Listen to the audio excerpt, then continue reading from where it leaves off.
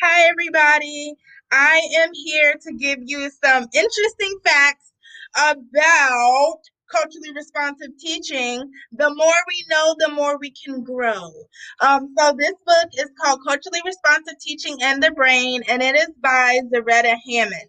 And I'm going to focus on three main points today: learned helplessness, the stereotype threat, and internalized oppression. And growing up in a system that I always didn't feel comfortable being in, I have experienced many of these. So, according to Martin Seligman, learned helplessness is the student's belief that he has no control over his ability to improve as a learner. Because he doesn't believe he has the capacity, he doesn't exert any effort when faced with a challenging work assignment or a new skill to develop. Think of learned helplessness as the opposite of habit and academic mindset. Research finds that unconsciously, teachers reinforce learned helplessness among low performing students of color. I remember a bilingual teacher in a meeting putting it succinctly. When a teacher expresses sympathy over failure, lavishes praise for completing a simple task, or offers unsolicited help, you send unintended messages of low expectations. Let's stop there. I will raise my hand as a teacher and say I have unconsciously reinforced learned helplessness for my Black and brown kids. And I need to reflect on that so I can do better for the upcoming year. It takes teachers reflecting on the truth of themselves so we can be better teachers.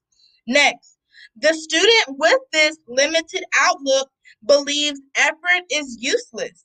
He begins to cover up, hide, or act out because he believes failure on an assignment or task might expose him as dumb to his peers, leaving him vulnerable to teasing and being ostracized. This is likely to trigger an amygdala hijack, or it might trigger what former Stanford professor and education researcher Claude Steele calls stereotype threat. Stereotype threat is a type of racially charged amygdala hijack. It happens when a student becomes anxious about his inadequacy as a learner because he believes his failure on an assignment or test will confirm the negative stereotype associated with race, socioeconomic status, gender, or language background. Black kids aren't good at math. Spanish speakers can't develop academic language. This type of anxiety can also be a form of internalized oppression, whereby the student internalizes the negative social messages about his racial group, begins to believe them, and loses confidence. In the classroom, anxiety interferes with his academic performance by releasing the stress hormone cortisol, which in turn reduces the amount of working memory available to him to do complex cognitive work. It also inhibits the growth of the student's intellectual capacity. I want us to go back to the stereotype threat because when I went to UNC Charlotte, I was anxious because of this threat. I was anxious because I knew I had to act a certain way, talk a certain way, so my being wouldn't be misconstrued with the negative stereotypes that come with being Black. Like, I literally remember, like, what do I say? I need to make sure I say this properly. It was a lot of stress. And when you have that stress, as me as a college student and our babies, our Black and brown students, they're not going to fully learn and fully understand. I am thankful that I did not fall into the trap of learned helplessness. I did have a pretty good academic mindset, but a lot of our kids don't. I also want to go to the internalized oppression. This, an example of this is a story my uncle told me. He said he went to the library, was working on a report. He had a pencil in his pocket. Then, like, a cop stopped him on his walk back.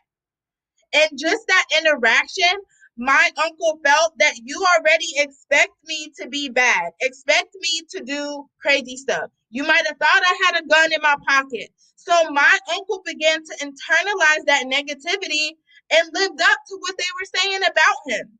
And a lot of kids aren't in this mindset to, I'm going to prove you wrong. It's more of, you say I'm bad, my mama said I'm bad, okay, I'm just going to be bad.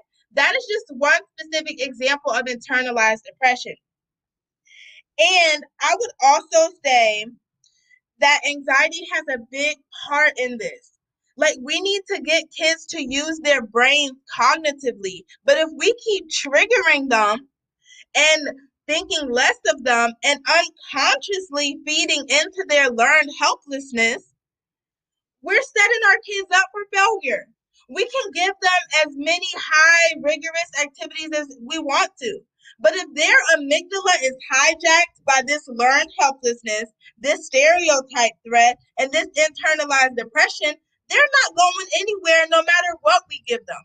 So I think it's important that us as educators learn more about the brain, learn more about our children, learn about their culture. And I'm not just talking about surface culture, I'm talking about deep and shallow culture so we can best reach our kids.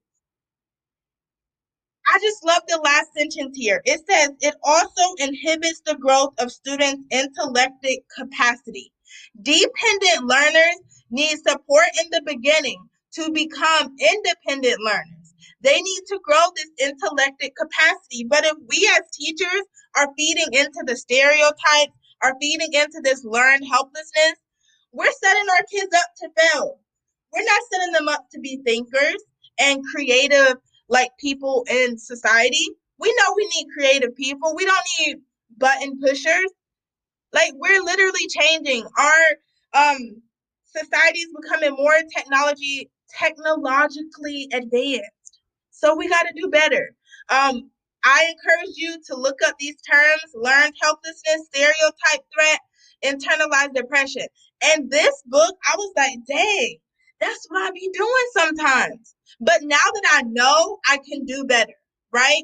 Once you know something that happens unconsciously, you can make a conscious decision to change it.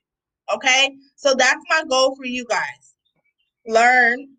Once you know better, do better.